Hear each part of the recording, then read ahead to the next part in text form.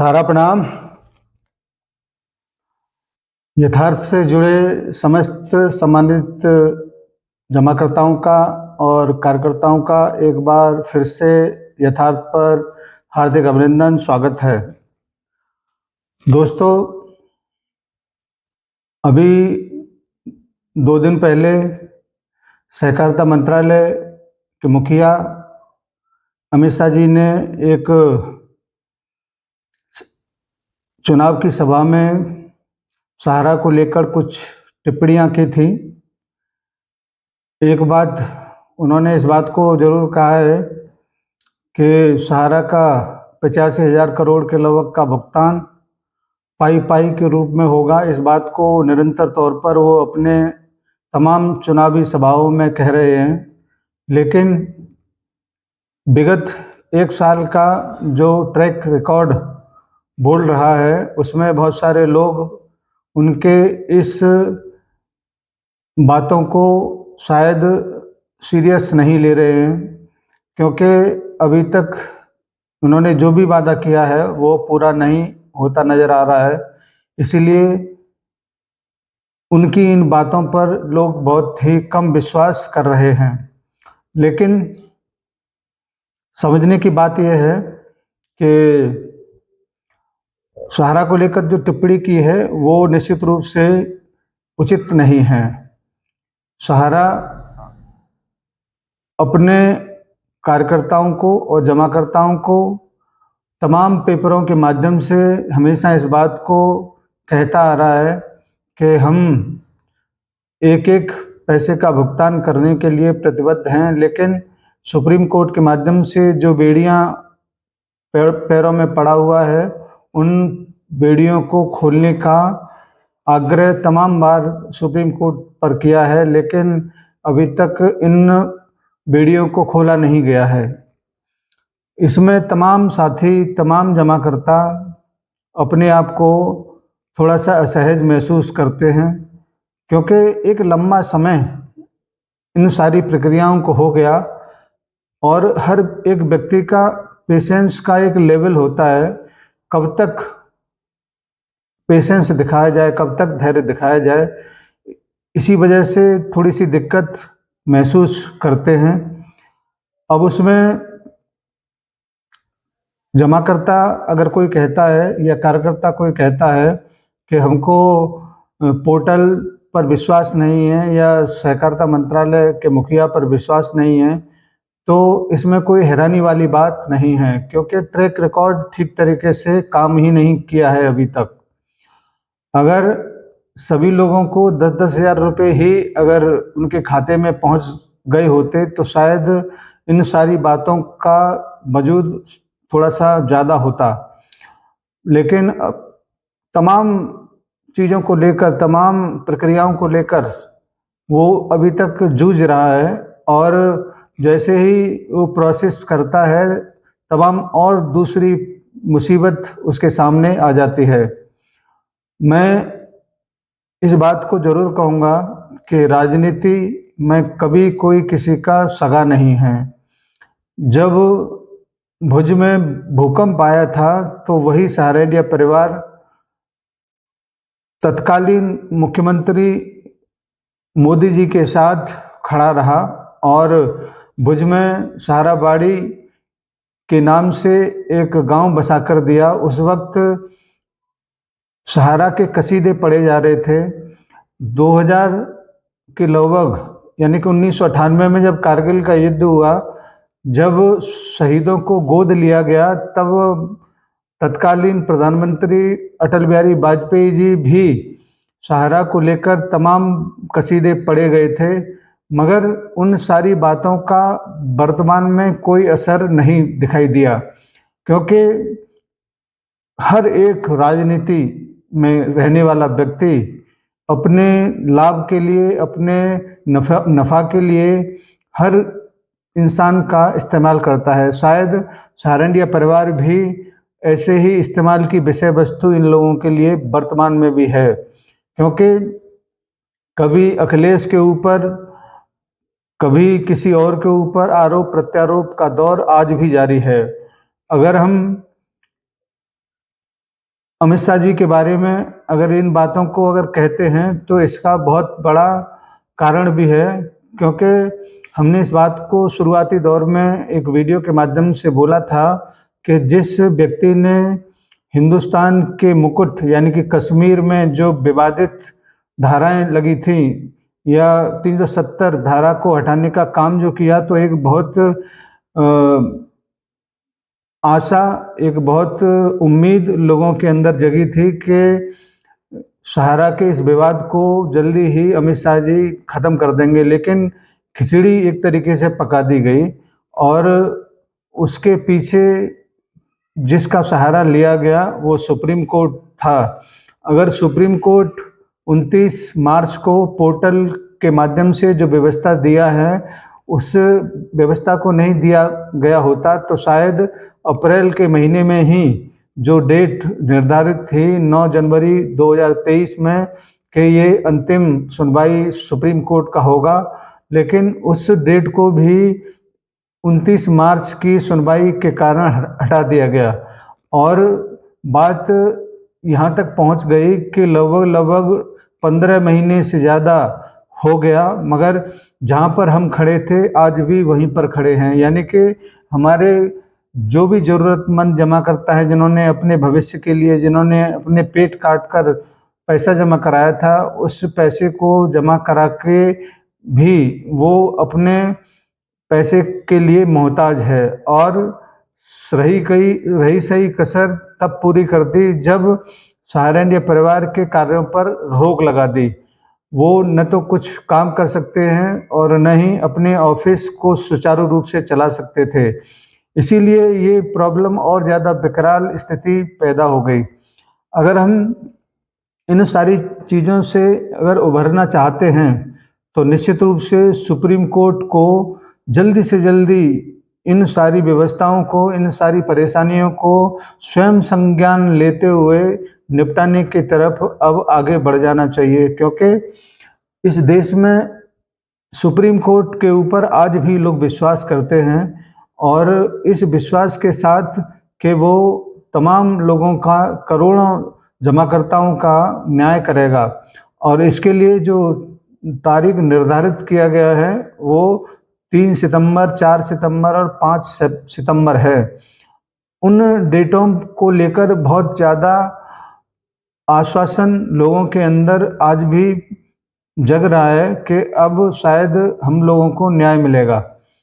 साथियों, मेरा भी इस बात को लेकर हमेशा से विश्वास बहुत अटल रहा है कि हम सुप्रीम कोर्ट के ऊपर विश्वास करते हुए सितंबर के महीने तक इंतज़ार करें और किसी भी खबर को लेकर, किसी भी बातों को लेकर, चाहे वो कोई भी राजनेता हो, अपने आप को थोड़ा सा संयम बना के रखें और उनकी बातों से परेशान न हों, क्योंकि सहारा इंडिया परिवार के बारे में जो बड़े मंचों से एक बार कहा गया है तो उसी में हम लोग परेशान हो गए। ज़रा सोचिए, अडानी अंबानी को लेकर तो तमाम बातें लोगों के बीच में होती रही हैं, उनके तरफ से इस बारे में कभी कोई खंडन, कभी कोई बातचीत सामने नहीं आया। लेकिन हम लोग पब्लिक से जुड़े हुए हैं, इसीलिए थोड़ा सा ज़्यादा असहज अपने आप को महसूस करते हैं। अगर हम लोग भी थोड़ा सा सुप्रीम कोर्ट की जो सितंबर के महीने में तारीख जो पड़ने वाला है, उन तारीखों को लेकर थोड़ा सा आश्वस्त रहें कि आने वाले समय में हमको भी न्याय मिलेगा। तो आज वर्तमान में जो हम अपने दिलो दिमाग पर तमाम उल्टी सीधी बातों को महसूस करते हैं, उन बातों से बचा जा सकता है। आपको इस बात को लेकर बिल्कुल आश्वस्त हो जाना चाहिए कि हर एक चीज़ का अंत होता है, इसका भी होगा। निश्चित रूप से बहुत समय हो गया है, इस बात की डिनाई नहीं है, लेकिन अंत ज़रूर होगा। आप जो भी पोर्टल के माध्यम से तमाम प्रोसेस जो कर रहे हैं, उन प्रोसेस को करने के बाद में तमाम जो डिफिशियंसियाँ आ रही हैं, उसको लेकर चिंतित न हों, क्योंकि एक ही आदेश आपकी इन सारी डिफिशियंसियों को, तमाम परेशानियों को समाप्त कर देगा और वो है सुप्रीम कोर्ट।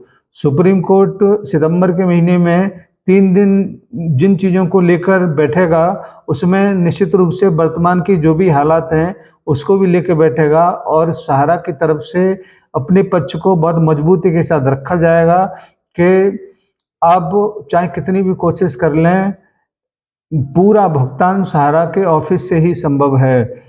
लेकिन इस बात को भी आप नकार नहीं सकते कि पोर्टल पर आप रजिस्ट्रेशन कराकर अपने संख्या बल को वहाँ पर प्रदर्शित कर दें, जिससे आपके बारे में जो लोग सोचते थे कि ये लोग फर्जी हैं, निवेशक है ही नहीं, उसको प्रमाणित किया जा सके। मैं बार-बार पोर्टल पर जाकर आपको रजिस्ट्रेशन के लिए इस बारे में, इस बात को लेकर ज़्यादा इस वजह से और कहता हूँ क्योंकि सुप्रीम कोर्ट जहाँ पर ये आदेश दिए थे उस वक्त इस बातों को उन्होंने माना था कि सहारा के निवेशक है ही नहीं। अगर आप वहाँ पर करोड़ों की संख्या में अपनी संख्या को प्रदर्शित करेंगे, रजिस्ट्रेशन कराएंगे, तो निश्चित रूप से सहारा की तरफ से पेश होने वाले वकील अपनी बातों को बहुत मजबूती के साथ रख पाएंगे। आप इस बात को भी छोड़ दीजिए कि हमारा 10 लाख है, 1 करोड़ है, 50 लाख है, ये कोई मायने नहीं रखता। सहारा इंडिया परिवार के पास वो पावर है को एक-एक रुपए का भुगतान कर सकता है और इसी वजह से राजनेता सहारा का एक तरीके से मोहरा एक तरीके से बनाया जा रहा है और उसको अपने चुनावी सभाओं में इस्तेमाल कर रहे हैं। आप चुनाव सभा में जो भी बात करते हैं उसको ज़्यादा दिलो दिमाग पर लेने की ज़रूरत नहीं है क्योंकि राजनेता तो अवसरवादी लोग हैं, जो भी कमेंट करेंगे उसमें अपने स्वार्थों की पूर्ति करेंगे। आपसे मेरा आग्रह है कि जितने भी लोग अभी तक इंतज़ार कर रहे हैं कि पोर्टल पर नहीं जाएंगे, तो मैं उनसे आग्रह करना चाहूँगा कि आप पोर्टल पर जाकर अपना रजिस्ट्रेशन कराएँ। भले ही डिफिशियंसी दूर हों या ना हो, ये अलग बात है, लेकिन रजिस्ट्रेशन ज़रूर करा दें। इन बातों को लेकर बार-बार इस वजह से और कहा जाता है कि अगर आप रजिस्ट्रेशन कराएँगे तो हो सकता है कि जिन लोगों का रजिस्ट्रेशन हो चुका होगा, उन्हीं को वो रिकॉर्ड के रूप में अपने आदेश में भी लिख के दें कि जिन लोगों का रजिस्ट्रेशन हो चुका है उनका भुगतान तत्काल रूप से 1 महीने में या 2 महीने में सहारा की तरफ से कर दिया जाए और उसका पूरा रिकॉर्ड कोर्ट की तरफ सबमिट किया जाए। तो ये बहुत ज़रूरी है कि आप अपने आप की उपस्थिति दर्ज कराएँ। इन सारी बातों को लेकर मैं बार-बार आप लोगों के बीच में आता हूँ। बहुत सारे लोग तमाम उल्टा-सीधा कमेंट भी करते हैं, लेकिन हमारे पास इन सभी बातों को लेकर कोई और रास्ता है नहीं। आप निश्चित रूप से अपने भुगतान को लेकर परेशान हैं, लेकिन एक बात ज़रूर याद रखें कि सहारा इंडिया परिवार आपके भुगतान के लिए सक्षम है और सामने खड़ा हुआ है, तभी ये राजनेता अपनी सभाओं से एक-एक पाई देने का बात करते हैं। अगर सहारा इंडिया परिवार नहीं होता, डूब गया होता, तो निश्चित रूप से कोई भी माई का लाल ये नहीं कह सकता था कि हम 85,000 करोड़ रुपए वापस कर सकते हैं। इसीलिए आपको ये ज़रूर समझना चाहिए कि सक्षम हैं, सामने वाला जो पार्टी या सहारा को कह लीजिए, अगर सक्षम नहीं होते तो कोई व्यक्ति कहने के लिए उपलब्ध भी नहीं होता। इसीलिए आप लोग रजिस्ट्रेशन कराएँ और तमाम चीज़ों को भूलकर आगे की तरफ बढ़ें। हम निश्चित रूप से आपके भुगतान को लेकर सहारा इंडिया परिवार प्रतिबद्ध है और निश्चित रूप से आपके समस्त भुगतान को करके ही मानेगा।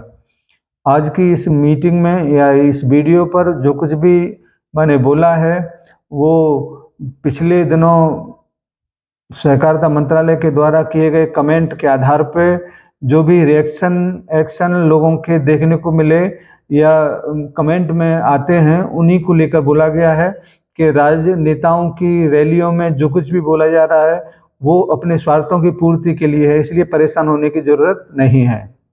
धन्यवाद।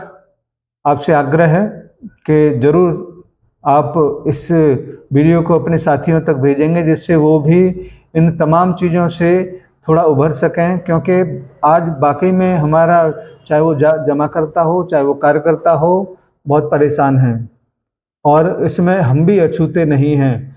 हम भी इस समस्त कहानियों को अब बिल्कुल ख़त्म करने की दुआ करते हैं। उम्मीद करते हैं कि सुप्रीम कोर्ट ज़रूर इन सारी चीज़ों को संज्ञान में लेकर तमाम राजनेताओं के कमेंटों को भी संज्ञान में लेकर कोई तत्काल प्रतिक्रिया जरूर देगा।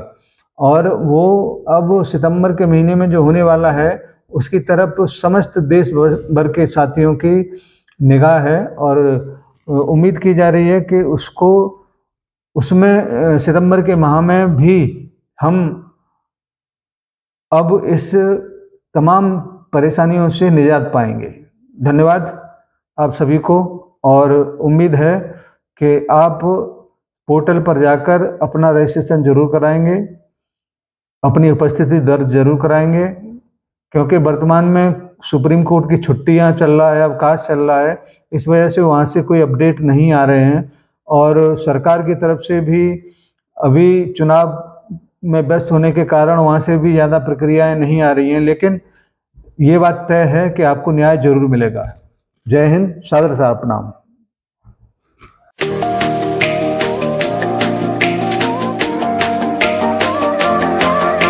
सहारा इंडिया परिवार, आत्मविश्वास की ताकत। सहारा प्रणाम।